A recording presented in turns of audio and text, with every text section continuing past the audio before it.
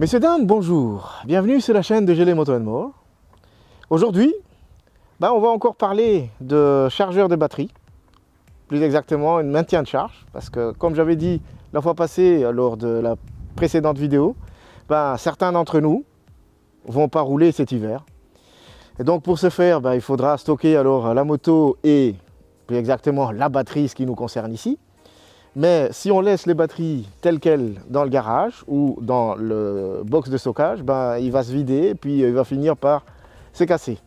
Pour ce faire, j'ai celui-là de la marque Top Down, que je ne vous présente plus la marque, parce qu'on a déjà fait, j'ai déjà fait quelques vidéos plutôt qui présentant leurs produits. Donc ici j'ai le Tornado 4000.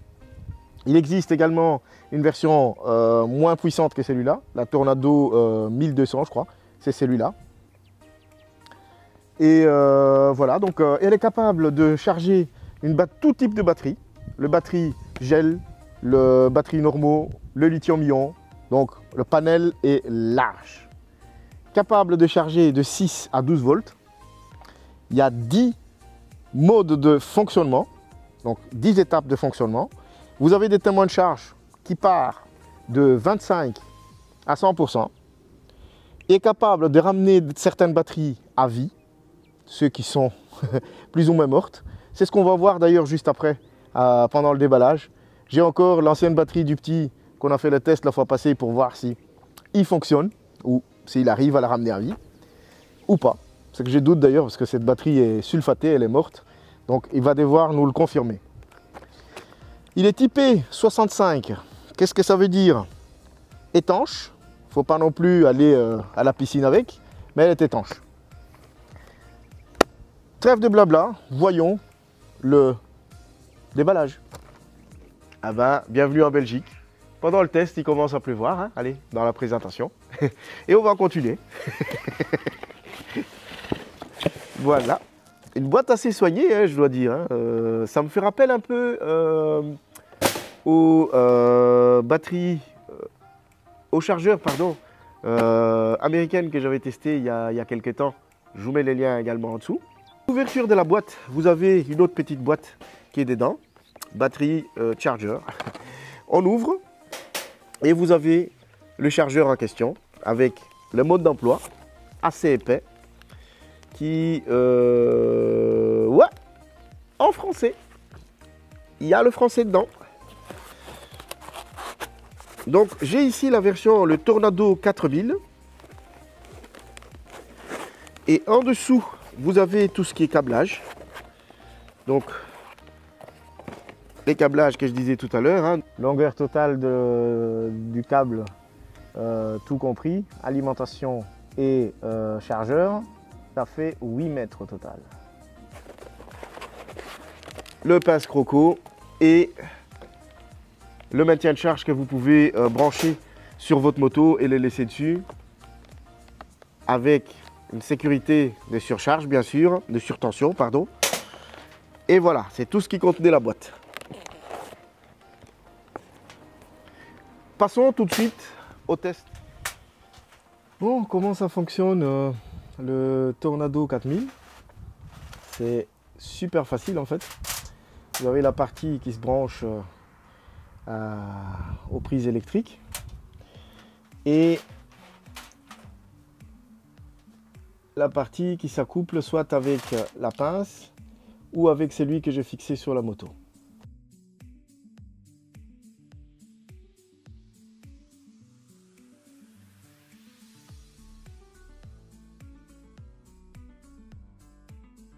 C'est à l'aide de cette connecteur, en fait, vous ne pouvez pas vous tromper parce qu'il y a un détrompeur dedans, ça n'a pas la même forme. Donc comment ça fonctionne? Vous branchez d'abord rien du tout, vous attendez, donc, vous décidez de quel connecteur vous allez utiliser. Donc moi ici, à savoir, je vais utiliser la pince et je vais profiter, vu que j'ai la batterie de la moto qui est naze, que je vais mettre en charge. Cette batterie-ci, elle est normalement morte. Donc je vais essayer de la mettre en charge, voir si c'est récupérable. Et on va en profiter aussi pour les tester avec le BT100 de chez Top Down. voir si la batterie est encore réutilisable ou pas du tout. Moi, je pense pas. Je pense vraiment pas. Mais bon, qui sait, on ne sait jamais. Je vais d'abord le mettre un petit peu en charge, comme ça, il y aura un petit peu de tension dedans, histoire de faire les tests après. Comment ça va se passer? Donc moi, je décide d'utiliser ça comme connecteur, le plugger, et en essence aussi, vous ne pouvez pas vous tromper. En plus, et borne-moi en moi. D'abord brancher la partie qui se connecte à la batterie, et puis, ça c'est branché. Seulement après qu'on va brancher ça sur l'électricité. Donc, on va maintenant voir pour la partie électricité.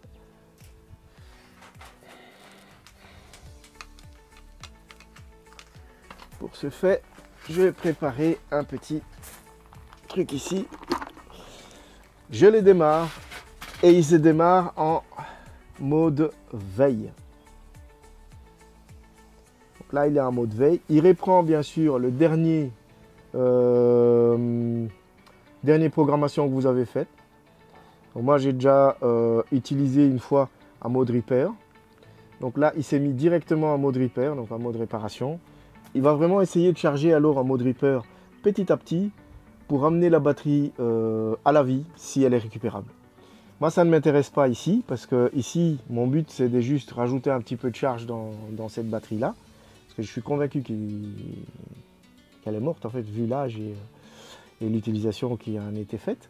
Donc, une fois que vous avez branché, il est compatible avec les batteries normaux, les batteries froides à gel, le normal 12 volts mais petite, le froid en AGM, le cold AGM, mais toujours dans les petites tailles, le 6 volts normal, le 12 volts en lithium ou en 12 volts réparation.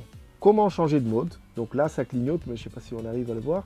Là, ça clignote en mode repair, puisque la dernière fois que je l'ai utilisé en mode repair.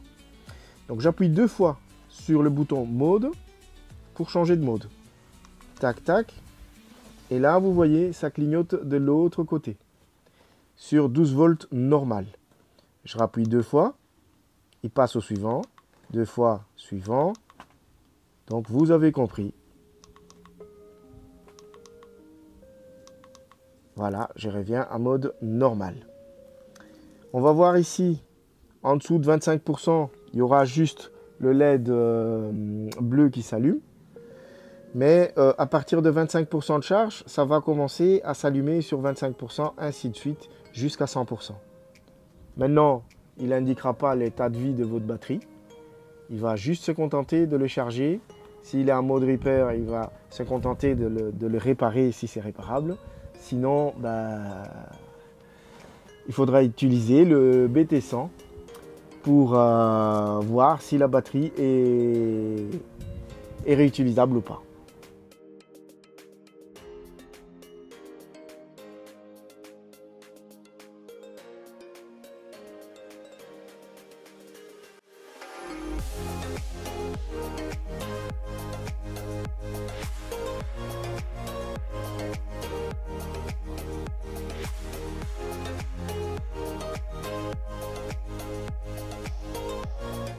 Nous voilà arrivés à la fin de cette vidéo.